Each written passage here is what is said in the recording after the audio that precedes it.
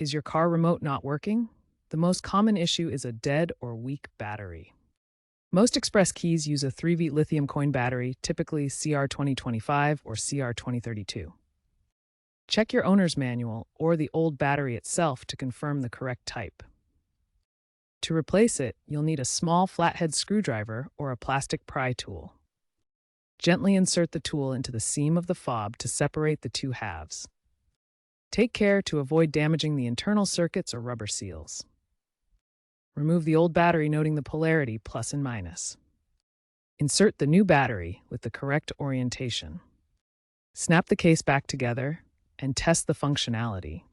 Remember to work in a dry environment and avoid touching the battery constantly to prevent static damage. If a new battery doesn't solve the problem, check for corrosion on the battery contacts. A small amount of rubbing alcohol on a cotton swab can help clean them. Ensure the battery voltage is correct. Using the wrong voltage can cause malfunctions. If your fob has a physical key blade, ensure it's not damaged.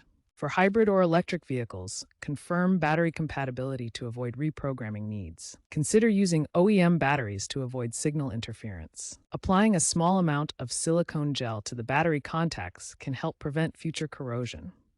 If problems persist, consult your vehicle's owner manual or a qualified technician.